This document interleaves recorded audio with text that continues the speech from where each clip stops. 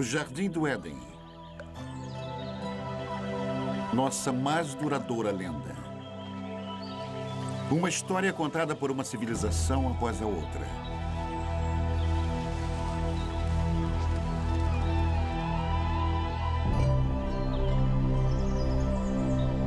Uma história de sedução. A ira de Deus. Um paraíso perdido.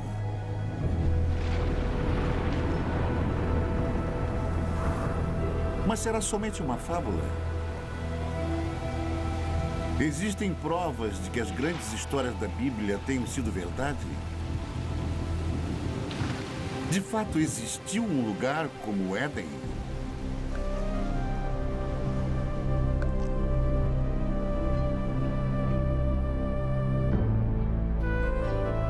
Hoje, a procura pelo Jardim do Éden nos leva a uma terra seca e abandonada, a um lugar chamado Mesopotâmia. Mesopotâmia. Retorno ao Éden.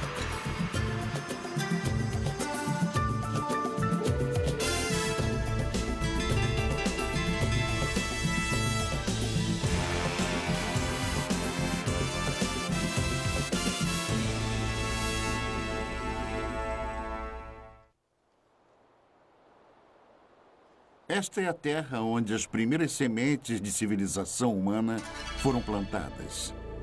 E foi aqui que 3 das maiores civilizações do mundo antigo surgiram: Babilônia, Assíria e Suméria. Em meio às suas ruínas, as respostas há muito procuradas para os mais profundos mistérios da Bíblia, enquanto arqueólogos percorrem esta terra em busca da origem histórica da fé. Nossa busca pelo Éden é uma viagem de volta ao passado. Primeiro até a Babilônia, a última dessas civilizações. Depois, mais distante no passado, até os assírios, os primeiros mestres da arte da guerra.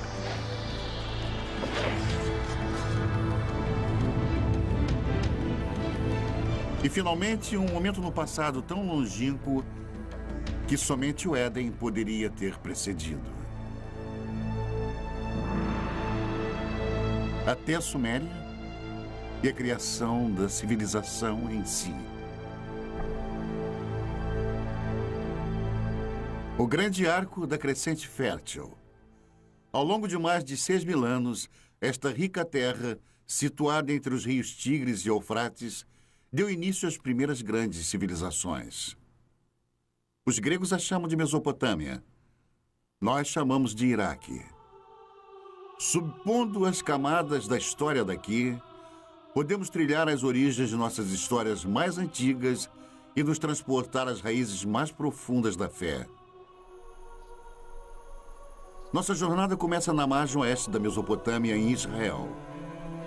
Uma descoberta casual em 1947 voltaria a atenção do mundo para a arqueologia e para a Bíblia. 2 pastores beduínos estão conduzindo seu rebanho de cabras pelos rochedos de Qumran, alguns quilômetros a leste de Jerusalém. No calho do deserto, eles notaram uma pequena caverna oculta num declive rochoso curioso. Um começa a subir. Não é raro encontrar artefatos antigos e valiosos nestes penhascos.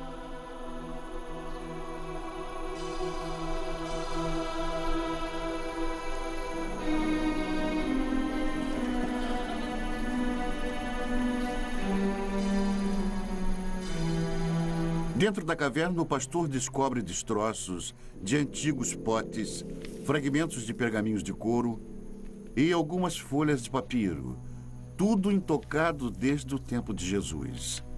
Estas escrituras de uma seita judaica monástica chamada Essênios viriam a ser conhecidas em todo o mundo como os manuscritos do Mar Morto. Nas cavernas ao redor, centenas de papiros antigos seriam eventualmente descobertos. Uma delas provou ser a primeira versão do Antigo Testamento, incluindo os 5 primeiros livros fundamentais, conhecidos pelos judeus como Torá. Os manuscritos do Mar Morto imediatamente se tornaram foco de um tremendo alvoroço internacional, enquanto eruditos e teólogos disputavam a posse e os significados deles. E a sensação foi importante. Isto foi descrito como um dos achados arqueológicos mais importantes. E são muito valiosos para os judeus, porque eram judaicos. Eles vêm de um período fundamental na história judaica. E muito valiosos para os cristãos, porque são contemporâneos de João Batista, Jesus e por aí vai. Portanto, são muito informativos. Mas, além disso, temos uma grande ligação emocional a esta obra. A Bíblia sempre foi um livro lido sob 2 pontos de vista: o sagrado e o histórico. Mas o tradicional Torá é sempre escrito à mão. As palavras são lidas enquanto o escriba escreve. Portanto, se tornam uma oração. E cada Torá é considerado sagrado a partir do momento que é escrito. Mas a precisão histórica da Bíblia nunca foi de fato comprovada. É um trabalho que continua até hoje.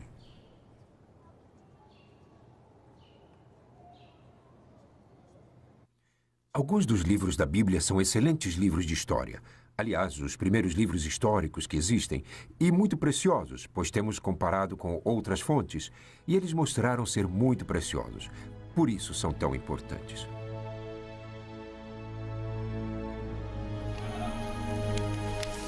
A descoberta dos manuscritos do Mar Morto foi o evento mais famoso da arqueologia bíblica, mas não foi o primeiro. A ânsia por explorar a história bíblica tem uma tradição respeitável. É uma procura que começou na Terra Santa, mas levaria à Mesopotâmia.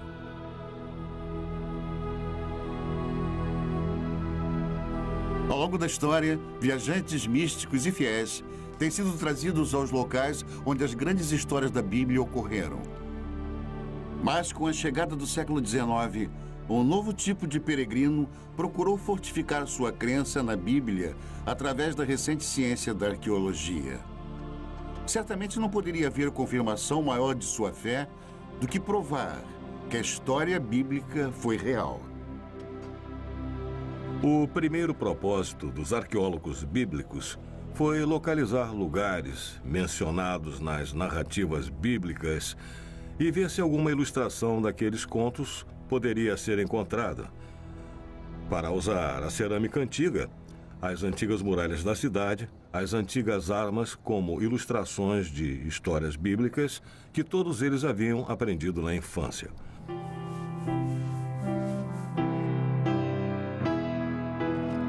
O prestígio de cada nação europeia na Terra Santa era medido pelos tipos de descobertas bíblicas que eram encontradas.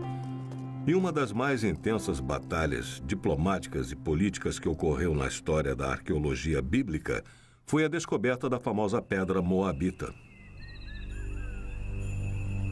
Em 1868, na terra de Moab, beduínos da tribo Boni Ramada tropeçaram numa misteriosa tabuleta de pedra enterrada no deserto.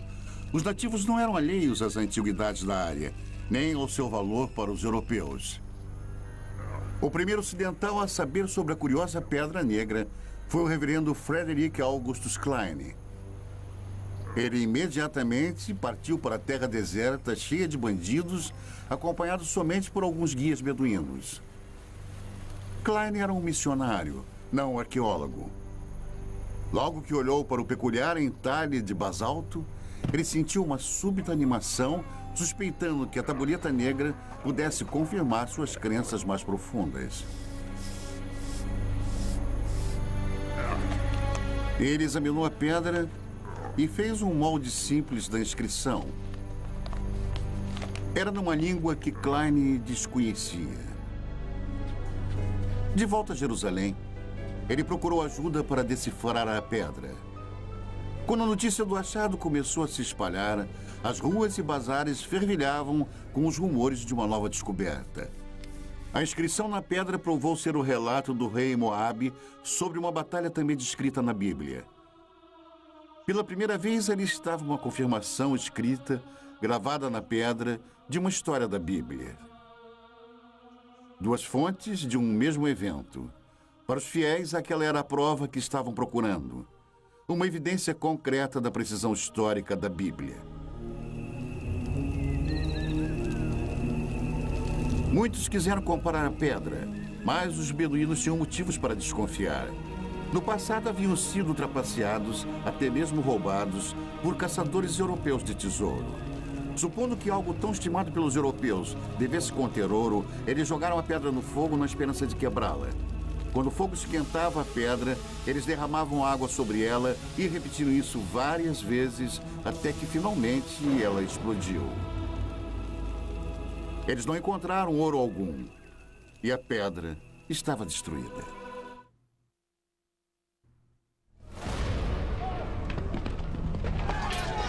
O ano é 586 a.C. O exército de Nabucodonosor, rei da Babilônia, invade Jerusalém com a ira de um Deus furioso. Estamos a quase 6 séculos antes do nascimento de Cristo. Os romanos ainda nem sonhavam com o império. É um capítulo negro na história dos judeus, enquanto a impetuosa estrela da Babilônia nasce. A Bíblia descreve o ataque babilônico.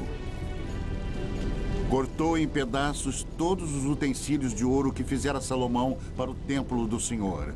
Todos os príncipes, todos os homens valentes, todos os artífices e ferreiros, ao todo de 10.000. Ele os levou cativos de Jerusalém à Babilônia. Os israelitas cruzaram mais de 800 quilômetros de deserto, seguindo antigas rotas de comércio pelas atuais Jordânia, Síria e Iraque até a Babilônia.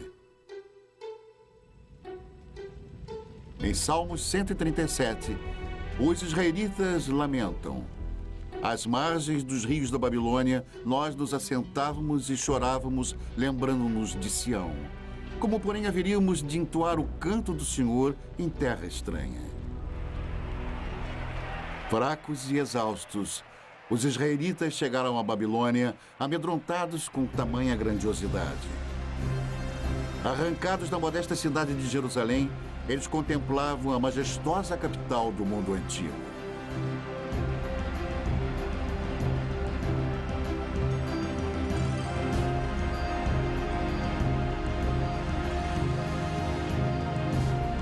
Mas, de alguma forma, os israelitas conseguiram mais do que entoar o canto do Senhor nesta terra antiga.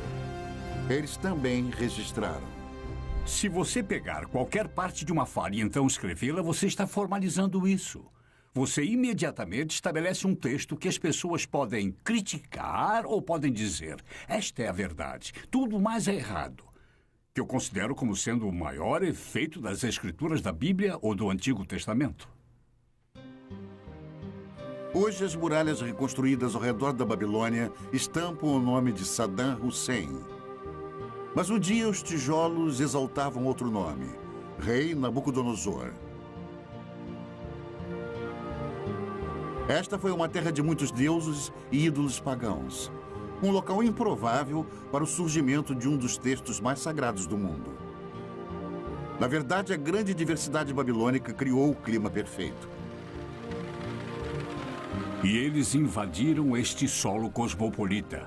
Até os mais educados e os mais cultos estavam sendo bombardeados com contato direto com outras pessoas, e digo pessoas diferentes.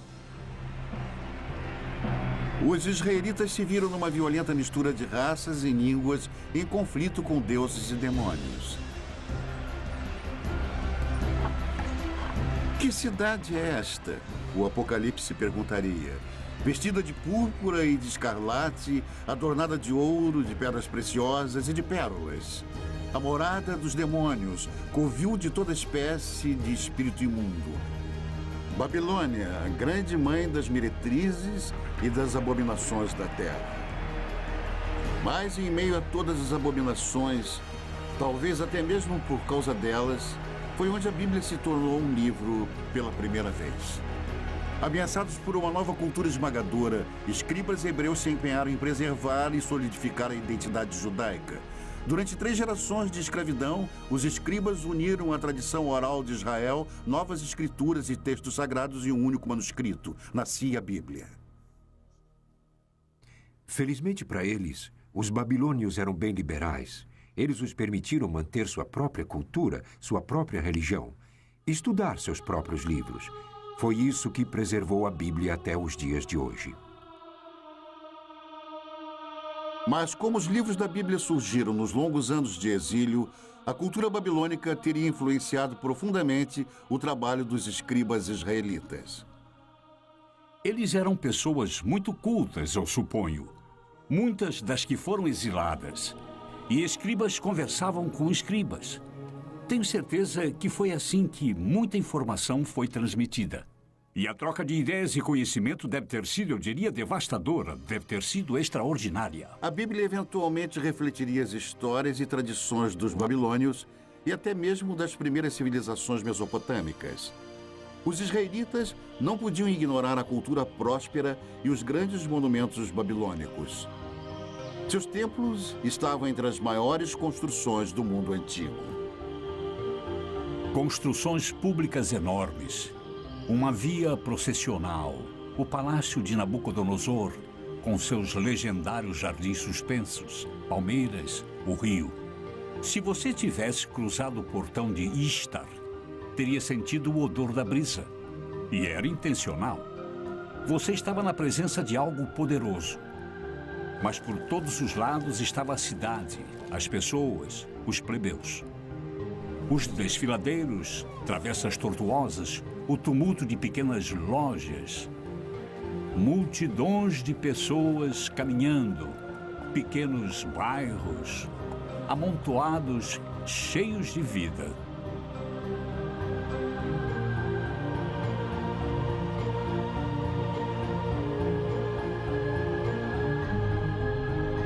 E foi aqui, a Bíblia nos conta, que um dos monumentos mais extraordinários da antiguidade subia até o céu.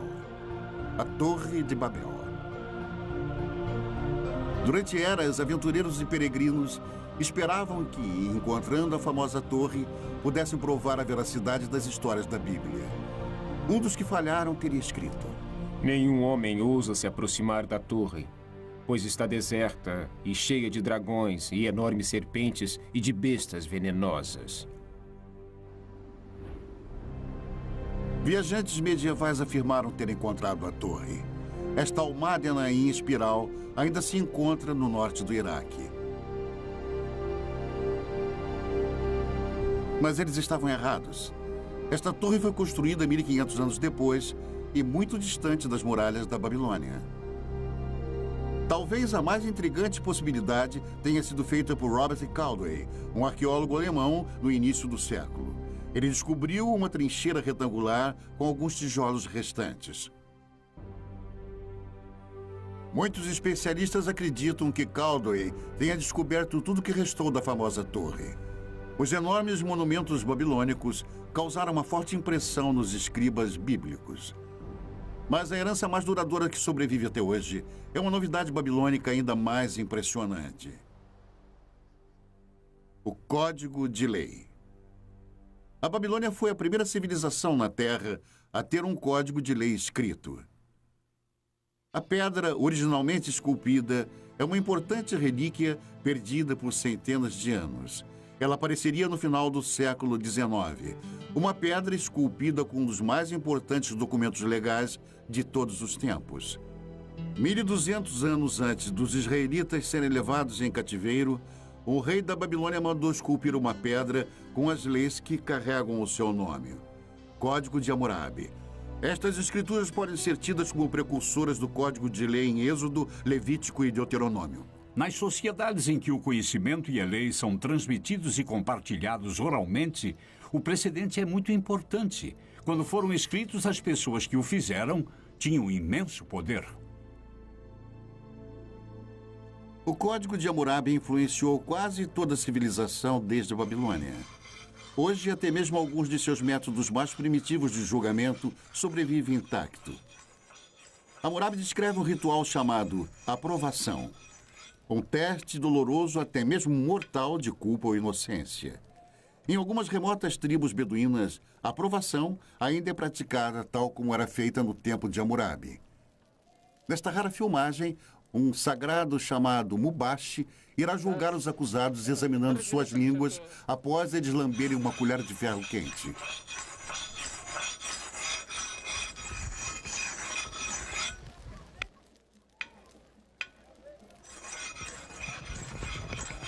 Estes homens foram acusados de roubo.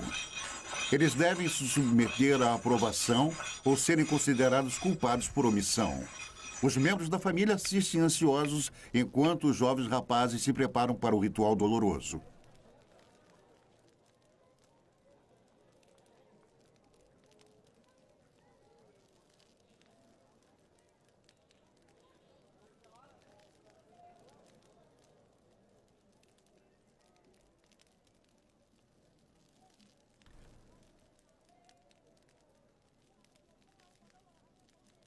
A água não alivia a dor. É para limpar e purificar o bebedor e prepará-lo para o julgamento. O homem sagrado reza e depois examina as línguas queimadas, buscando um sinal de Deus. Apenas o Mubashi pode definir o culpado ou inocente, e somente ele irá determinar o destino destes homens. Finalmente, um veredicto. Um homem é considerado inocente para grande alívio de sua família. O outro não teve tanta sorte. Declarado culpado, ele irá pagar pelo seu crime. A aprovação é um intrigante reflexo atual de Hammurabi, mas suas leis chegam ainda mais diretamente ao presente através da Bíblia. Hammurabi estabeleceu leis. Ele não inovou nada. Ele apenas estabeleceu por escrito as leis às quais eram realizadas pelos antecedentes há centenas, se não milhares de anos. Olho por olho, dente por dente, e princípios como este, muitos dos quais ainda se encontram.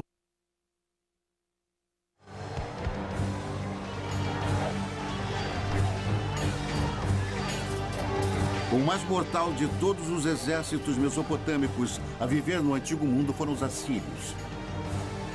Na Bíblia, eles são os símbolos definitivos da tirania de sangue e opressão impiedosa.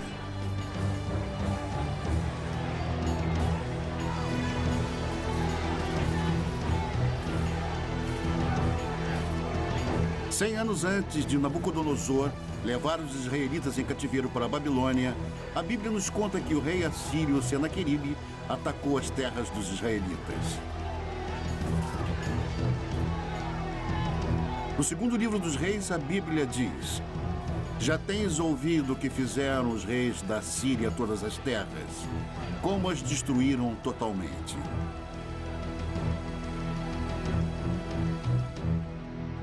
Os assírios eram dominados por reis déspotas. Eles acreditavam no poder absoluto. E poder absoluto significa controle.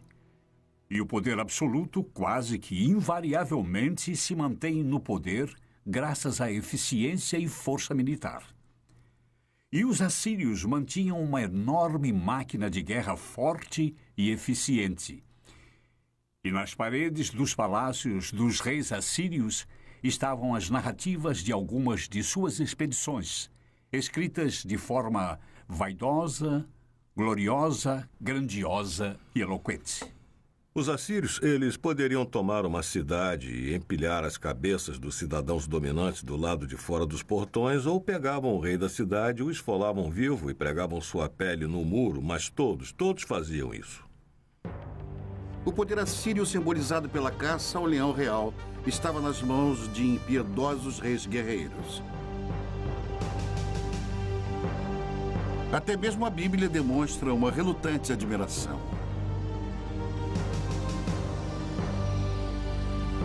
Eis que a Assíria e todos os grandes povos se assentavam à sua sombra. Ezequiel 31. Enquanto a cidade de Roma estava no início, a Assíria era o maior império do mundo. Por mais de 1000 anos, os detalhes sobre a civilização assíria eram poucos. Até a grande capital, cidade de Nínive, era desconhecida pelo mundo moderno. Então, em 1852, estas ruínas abandonadas foram exploradas pelo arqueólogo britânico Austin Henry Lerdy. O que Lerdy encontrou aqui no norte do Iraque foi nada menos do que a morada real de Nínive, um tesouro intacto da civilização assíria. Cavando a terra como um minerador, Lerdy descobriu grandes touros alados e obras de arte espetaculares escondidas dos olhos humanos por um milênio. O mundo estava admirado e vibrante com a nova descoberta. Nínive era outra cidade bíblica encontrada, mais uma confirmação da precisão histórica da Bíblia. Porém, a mais fenomenal das descobertas de Lerdy foi a grande biblioteca de Nínive, uma extraordinária coleção de 22 mil tabuletas de barro gravadas com a escrita cuneiforme dos assírios. A única comunicação direta que temos com as pessoas do mundo antigo, de fato, é o que eles deixaram em seus escritos. Podemos saber, através disso, o que eles comiam, como era a sua medicina, como era a vida em família, como era a sua política e como viam a religião. Os detalhes da vida diária dos assírios revelam uma sociedade patriarcal, um mundo onde plebeus e principalmente as mulheres tinham poucos direitos. Toda mulher assíria, quando ainda jovem, antes do casamento, ia ao templo de Estar, sentar nos degraus e ficava lá até que algum homem se aproximasse e deixasse cair uma pedra na barra do seu vestido. Então ela entrava com ele e tinha relações. Era assim. Mas neste mundo tirânico havia uma certa justiça. No casamento, até as mulheres tinham certos direitos. Uma mulher podia especificar em seu contrato de casamento que seu marido não poderia ter outras esposas. Ela podia especificar que ele poderia ter quantas prostitutas quisesse, mas não outras esposas. Mas se as mulheres comuns tinham direitos limitados, descobertas recentes revelam que as rainhas assírias dispunham de grande privilégio. Em 1989, o antigo palácio de Nimrod, ao norte do Iraque, foi o palco de um surpreendente achado. Os especialistas a consideraram a mais significante descoberta desde a tumba do rei Tutankhamon, o tesouro de Nimrod. Enquanto nós limpávamos uma das salas, descobrimos que havia algumas indicações de um túmulo no subsolo. Nós tiramos tudo e tentamos nos dividir. E descobrimos que ali havia corpos de pelo menos 2 rainhas. Densos braceletes de ouro ainda enfeitavam os seus ossos. Um tesouro real, enterrados há mais de 2000 anos. Esta filmagem memorável, feita por arqueólogos iraquianos, é um registro exclusivo de suas extraordinárias descobertas. Pela primeira vez, a tumba de uma rainha assíria foi encontrada intacta. A sepultura real ainda exibia uma maldição para proteger suas ocupantes. Para aquele que abrir o lacre e me retirar de minha tumba, que seu espírito vague sedento sob os amargos raios do sol, e que os poderosos deuses do inferno permitam que seu corpo e sua alma jamais encontrem um descanso eterno. Ignorando a maldição, os arqueólogos escavaram mais de 56 quilos de joias lindamente esculpidas, globos de cristal e requintados entalhes. Os antigos assírios eram mestres ourives e artesãos.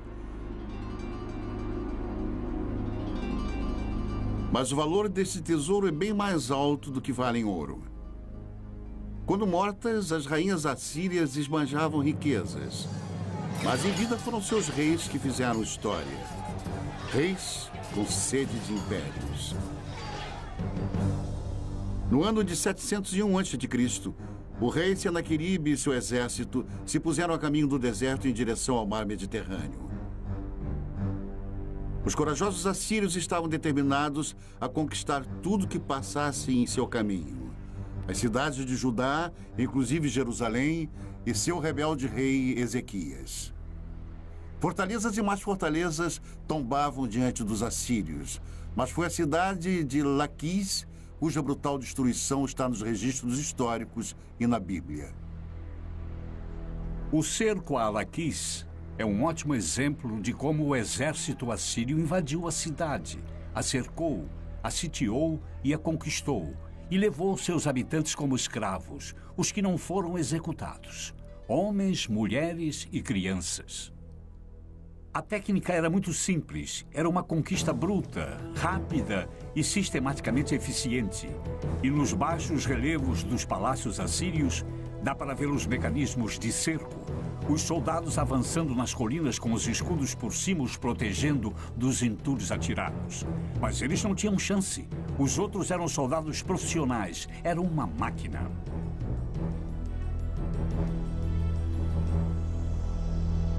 Da cidade capital de Jerusalém, o rei Ezequias sabia que um ataque assírio era inevitável. Ele tratou de fortificar a cidade e ordenou a escavação de um aqueduto subterrâneo, um empenho desesperado para proteger o fornecimento de água na cidade. Diante de um cerco, o plano de Ezequias funcionou. A Bíblia conta que Deus salvou Jerusalém e o rei da Assíria voltou humilhado para sua terra. A versão de Senaqueribe do conflito foi encontrada num prisma de argila enterrado em Nínive. Ele se equipara com a história da Bíblia nos mínimos detalhes, mas seu ponto de vista é bruscamente diferente. Mas quanto a Ezequias, o judeu que não se curvou em submissão ao meu domínio, 46 de suas cidades fortemente muradas, eu ataquei e conquistei. O esplendor de minha autoridade o derrotou.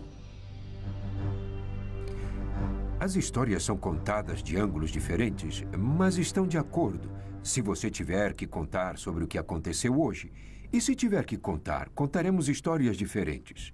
Temos a história de Senaqueribe invadindo este país. Cada uma conta basicamente sobre o mesmo evento histórico, completamente sem contradições. Sem contradições, exceto uma. O resultado na versão de Senaqueribe, Ezequias está confinado em Jerusalém como um pássaro na gaiola. Mas, segundo a Bíblia, os exércitos assírios estão contidos nas muralhas de Jerusalém. Este talvez seja o primeiro exemplo de manipulação de informações. O Deus dos israelitas dá a última palavra. Eu vou destruir os assírios em minha terra, a Bíblia diz. E assim disse o Senhor que os assírios serão derrotados. Muito antes, o Onipotente tinha desperdiçado uma civilização inteira. Não há uma única menção do nome deles na Bíblia, mas eles foram chamados Sumérios e contaram a história de uma grande inundação.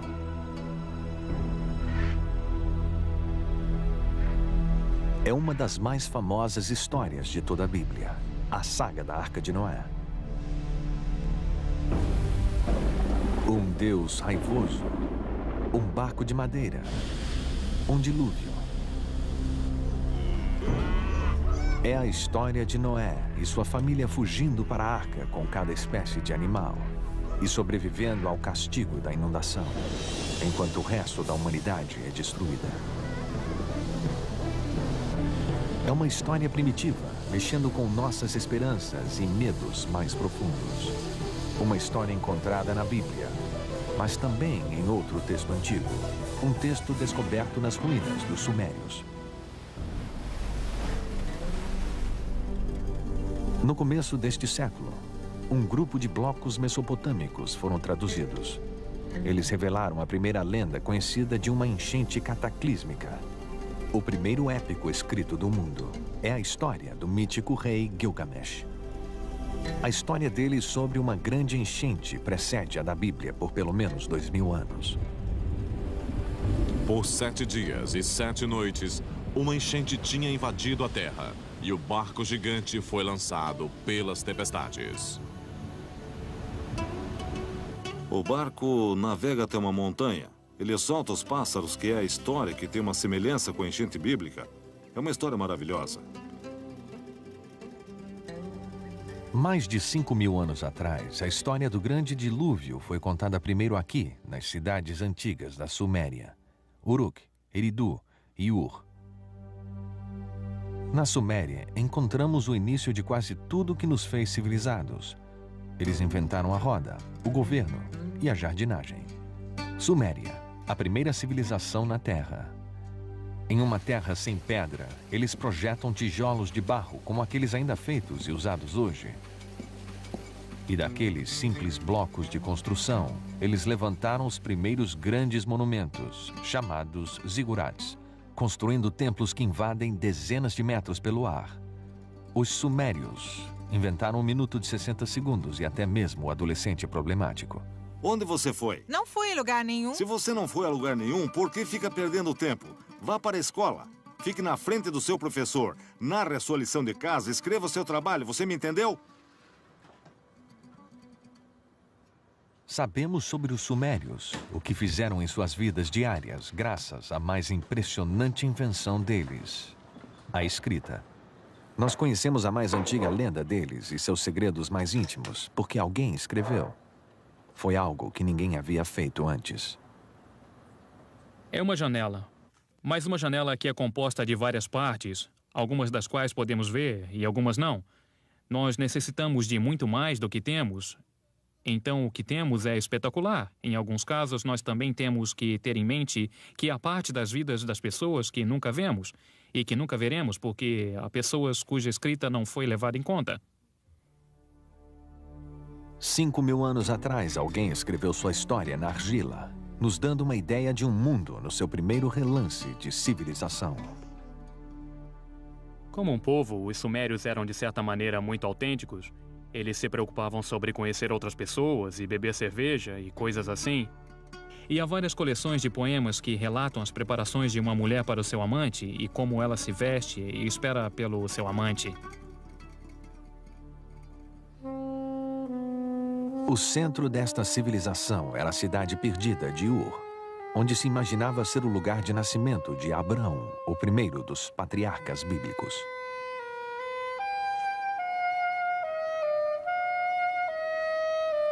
É o sumário de uma cidade bíblica em termos arqueológicos, porque era um lugar de uma das mais famosas escavações arqueológicas que já ocorreu entre os anos 1920 e 1930, por um notável arqueólogo britânico chamado Leonard Woolley.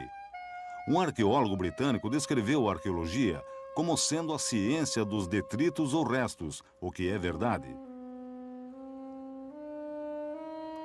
Mas me dê um arqueólogo que possa fazer pedras e ossos e tijolos e potes criarem vida. Leonard Woolley era assim. Ele pegaria pessoas num passeio por um pequeno quarteirão de Ur, onde as fundações da casa estivessem expostas, e conforme fossem andando, ele falaria da vida das pessoas que viveram nestas casas. Falaria sobre os fornos, as janelas, os tetos rebaixados, os móveis. E Ur, nas mãos de Woolley, ganhava vida.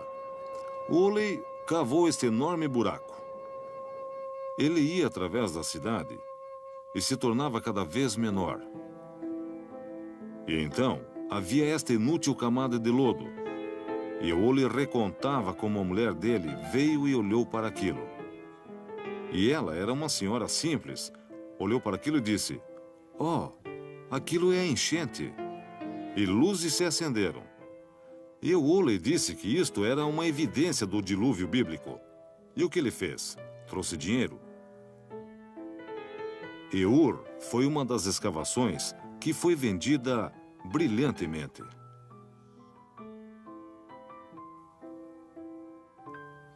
Especulações sobre o dilúvio bíblico causaram uma sensação. Mesmo sem uma prova concreta, foi como se a ciência e a Bíblia tivessem se unido no desolado deserto do sul do Iraque. Woolley iria finalmente desenterrar um tesouro indiscutível. Uma descoberta que trouxe visões extraordinárias para esta primeira das civilizações. As tumbas reais de Ur. Cavando na lama grossa, Woolley descobriu 74 esqueletos arrumados cuidadosamente, todos enterrados ao mesmo tempo. O sepultamento contou a chocante história de uma jornada final de um rei para o além e daqueles que o acompanharam. E a partir disto, ele desenvolveu uma notável história de um funeral real. E a história dele foi algo assim. Primeiro eles cavaram este grande buraco com uma lâmpada de um lado. No buraco, levantaram um sepulcro com pedra na qual o corpo do personagem real foi colocado.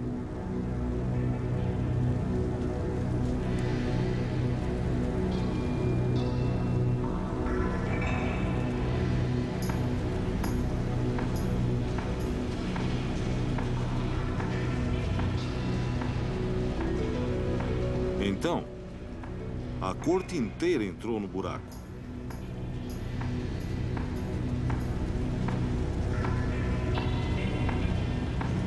Todos se alinharam e ficaram lá com pequenos potes de argila em suas mãos.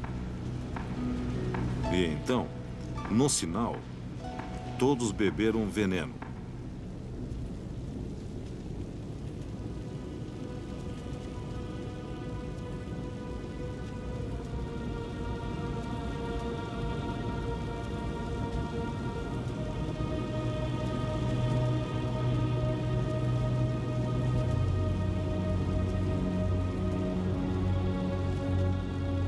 Deitaram e morreram. Então, o príncipe foi para o seu túmulo acompanhado por todos os seus seguidores.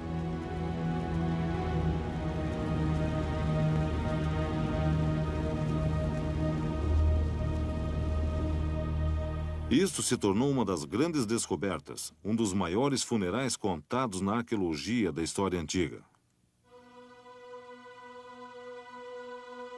A descoberta dos túmulos em Ur foi um triunfo para a arqueologia, revelando os segredos antigos da primeira civilização. Mas a ciência sozinha pode nos levar só até lá.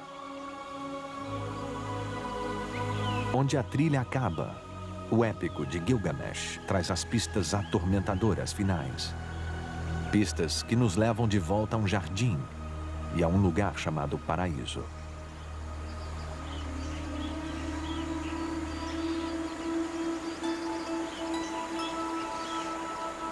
Ah, o Jardim de Éden. No começo, Deus criou o mundo.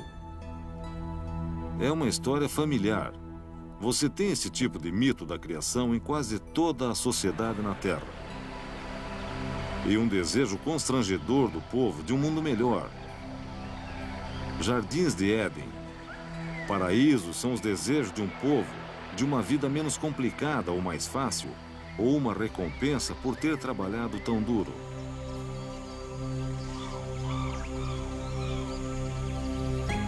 No antigo épico sumério de Gilgamesh, o nome dado ao paraíso é Dolmen. É um lugar além da habitação humana normal e como se apresenta no mito sumério da enchente, que é onde os sobreviventes da enchente foram morar. E há outros mitos que mostram Dolmen como um lugar onde tudo era perfeito. Dolmen aparece na lenda mesopotâmica como uma espécie de jardim do Éden. Como um tipo de paraíso, um lugar de verdejante frescor e água abundante, e ventos e brisas. É um lugar de maravilhas, um lugar perfeito. É também o lar para uma serpente. No épico antigo, a serpente rouba a flor que gera a imortalidade. E assim como Adão, Gilgamesh deve deixar o jardim e morrer. A ideia do paraíso parece universal. Mas no que se baseia? Este lugar existiu? A resposta indica um lugar encantado e real. 640 quilômetros ao sul da antiga cidade sumeriana de Ur, fica a ilha de Bahrein. Um mercado essencial nas rotas do comércio através dos desertos áridos e mares salgados da Mesopotâmia.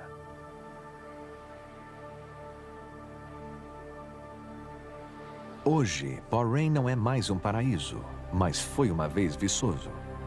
Uma vez esta ilha teve água abundante e também abundante vida. Uma vez, há muito tempo, isto era Dolmen. Mas era o paraíso? Comparando com o deserto nos arredores, certamente parecia ser. Havia tanta água aqui que o que é agora é uma ilha deserta. Floresceu. Era um jardim produzindo frutas suculentas. E havia pessoas aqui que aparentemente levavam uma vida abençoada. Mais de 85 mil túmulos encontram-se nesta paisagem, provavelmente mais do que em qualquer outro lugar do mundo antigo. Os ossos antigos nos contam que esses povos eram mais altos e mais saudáveis, e eles viviam mais que as outras pessoas da região. E nos túmulos está a mais surpreendente chave: os restos de cobras, ritualmente embalsamadas em algum lugar no passado há mais de 4.000 anos. Aqui em Bahrein, nós encontramos a serpente do mesmo jeito que a encontramos no épico de Gilgamesh e do mesmo jeito que a encontramos na Bíblia.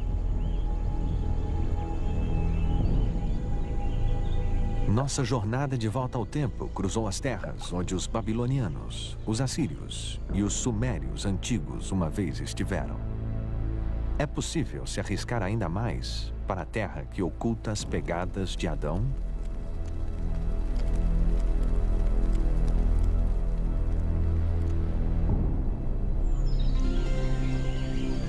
Aqui, fé e razão devem caminhar juntas.